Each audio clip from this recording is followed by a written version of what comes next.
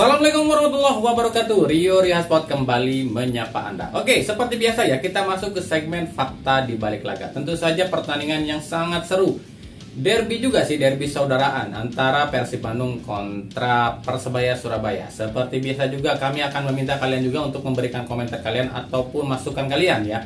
Apabila di apa yang kami tampilkan ada yang kurang, nah silahkan lengkapi aja ya.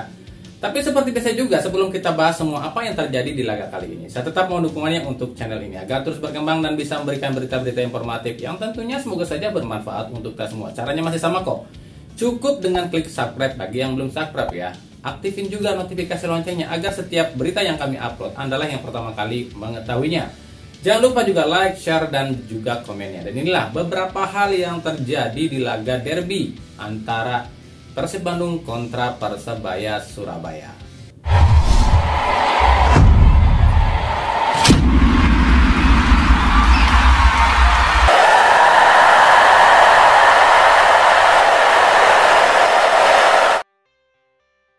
Inilah beberapa fakta yang terjadi di balik laga antara Persib Bandung kontra Persebaya Surabaya.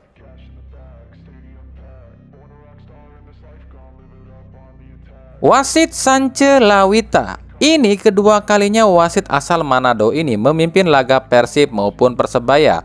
Persib pertama kali dipimpin wasit ini di musim ini saat imbang 2-2 dengan Arema. Sementara Persebaya pun imbang 1-1 lawan Persita saat dipimpin oleh wasit ini.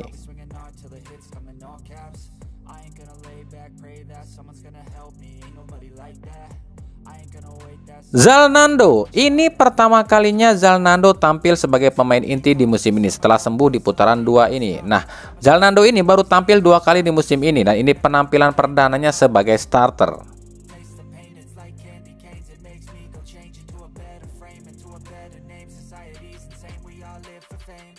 Gol David da Silva. Gol David da Silva di penghujung babak pertama membuat DDS hampir menyamai jumlah golnya musim lalu. Saat ini jumlah golnya sudah 23 gol. Itu artinya kurang 1 gol lagi.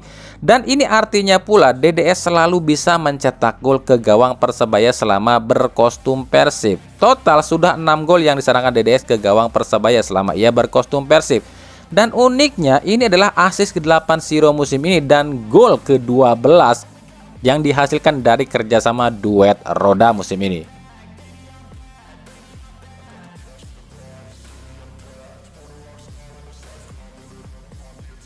Kartu merah Andre Octaviansa. Kartu merah Andre Octaviansa di menit ke-51 menjadikan kartu merah kelima yang Persebaya terima di musim ini. Dan uniknya 2 kali kartu kuning yang didapat Andre ini karena melanggar satu pemain yang sama, yakni David da Silva.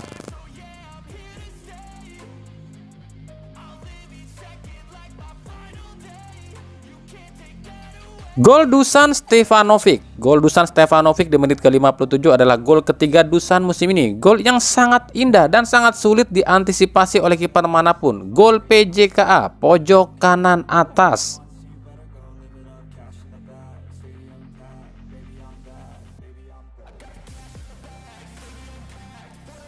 Brace David da Silva. Brace David da Silva di menit ke-64 menjadikan brace back to back DDS ke gawang Persebaya. Sebab di pertemuan pertama pun DDS cetak brace ke gawang Persebaya.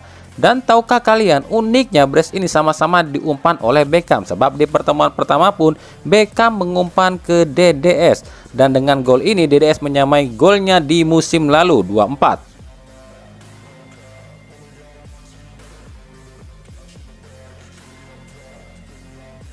Hat-trick David da Silva. Hat-trick David da Silva di menit ke-87 menjadikan hat-trick kedua DDS musim ini. Dan lagi-lagi Siro Alves menjadi otak utama proses gol ini. Dan ini assist ke-9 Siro musim ini. Dan benar, gundul nggak ada obat di laga ini.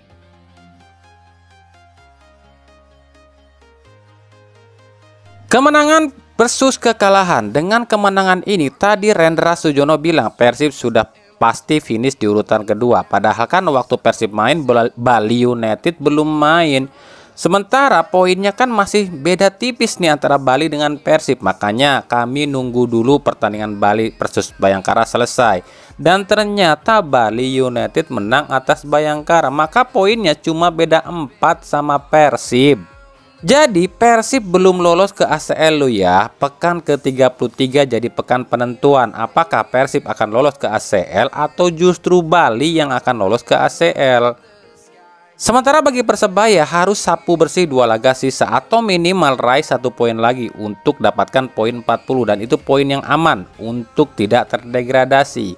BTW Bayangkara FC menyusul Persikabo yang terdegradasi musim ini ya.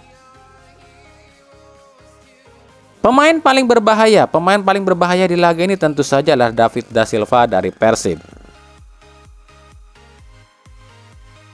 Kesimpulannya adalah kita komentarin wasit dulu ya. Jujur nih ya, ini menurut kami lo ya, wasit Sanche di laga ini agak memihak ke Persib di babak pertama. Tapi di babak kedua justru agak memihak ke Persebaya. Jadi ya inilah sifat wasit kita ya. Bisa dibilang kalau pendukung Persib sih pasti bilangnya ini wasit ini mendukung Persebaya atau lebih untungin Persebaya. Begitupun sebaliknya bagi pendukung Persebaya pasti bilang wasit ini menguntungkan buat Persib, ya kan? Ya seperti itulah.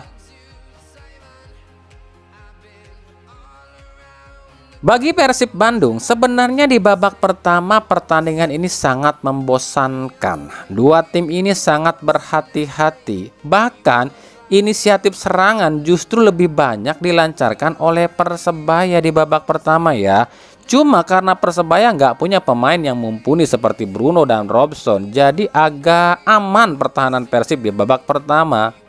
Di Persib sendiri kerasa banget ya hilangnya seorang playmaker, membuat Persib ini seperti nggak ada kreativitas. Dado, Irianto, dan Ezra nggak bisa loh jadi playmaker. Di babak pertama itu bola seolah-olah kotak-katik di situ mulu, nggak ada kreativitas. Nah, kita komentarin soal Zalnando ini ya wajar lah menurut kami, sebab hampir 1 musim gak main ya pasti berkurang lah kemampuannya.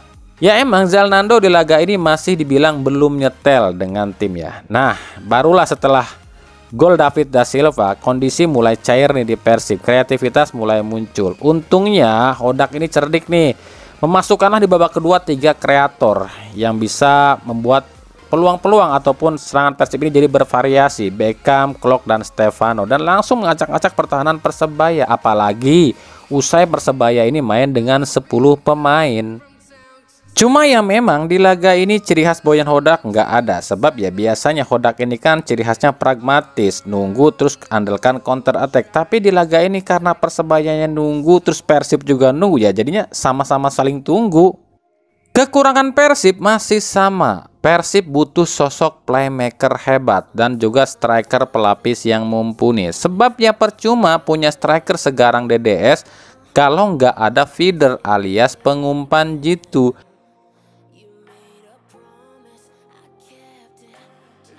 Sementara bagi Persebaya ya apa mau dikata, Persebaya serba salah di laga ini. Udahnya kurang pemain, kartu merah lagi. Ya wes angel. Kerasa banget ya kehilangan Bruno dan Robson, benar-benar nggak ada kreativitas di Persebaya. Apalagi Persebaya ini nggak punya seorang playmaker sekelas Ze Valente yang bisa mengatur bola dan juga mengatur ritme pertandingan. Serba salah juga buat Paul Munster, mau pasang pemain siapa? Wong nggak ada yang bisa dipasang. Di bangku cadangan cuma ada para pemain muda. Inilah yang sering kami bilang, sebuah tim besar, tim tua, tim legendaris tapi kurang maksimal mempersiapkan tim di liga. Persebaya ini kan tim tua, sama ya kayak Persib juga sama-sama tim tua tapi nggak modern. Lebih tepatnya disebutnya apa ya? Kolot kali ya. Sebuah tim tua, tim yang disegani, tapi materi pemainnya pas-pasan. Kalau ada pemain yang cedera atau absen, ya mumet, ya kan? Sama Persib juga kayak gitu. Harusnya ya dengan nama besar sekelas Persib dan Persebaya itu isinya tuh pemain-pemain top semua loh. Jadi Kalau ada satu yang absen, maka penggantinya pun akan setara. Tuh contoh JDT, pemain inti dan cadangannya kualitasnya sama. Inilah yang harus dibenahi oleh tim-tim yang bisa disebut tim tua tanah air seperti Persebaya dan Persib. Kalau mau konsisten dan juara, udahnya di liga sering dicurangin, di sisi skuad pun mbrekele. Yo wis, ojo ngarep dadi juara, wong persiapannya ala kadare kok. Buat manajemen Persebaya dan manajemen Persib, cobalah lebih profesional lagi kalau mau jadi juara. Skuad itu harus mumpuni di Liga Wakanda ini. Nggak bisa ngandelin skuad yang ala kadarnya. Nggak usah setengah-setengah mempersiapkan tim kalau mau ikut di Liga Wakanda ini.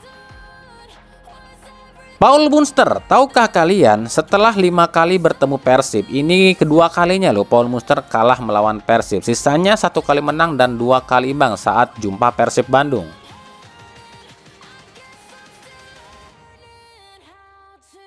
Man of the match, udah jelas ya, David Da Silva yang menjadi man of the match-nya di laga ini dengan hat-trick-nya. Oke ya, mungkin itu saja ya beberapa hal atau beberapa kejadian, beberapa fakta yang terjadi di balik laga duel dua saudara antara Persib Bandung versus Persebaya Surabaya di pekan ke-32. Nah, bagaimana? Ada yang kurang atau enggak nih? Kalau masih ada yang kurang, silahkan tambahin aja ya di kolom komentar ataupun di mana aja ya. Ikuti terus berita seputar sepak bola khususnya Liga Indonesia dan pernak-perniknya hanya di Rio Riasport. Terima kasih yang telah menyaksikan video ini dan mengunjungi channel ini. Kritik dan saran selalu kami nantikan di kolom komentar atau di media-media sosial kami yang ada di bawah ini ya. Saran apapun boleh, akan kami baca, insya Allah ya kami baca ya. Nah, terima kasih atas semuanya yang telah menyaksikan video ini. Sampai jumpa di video-video kami selanjutnya dan salam Rio Riasport. Wassalamualaikum warahmatullahi wabarakatuh.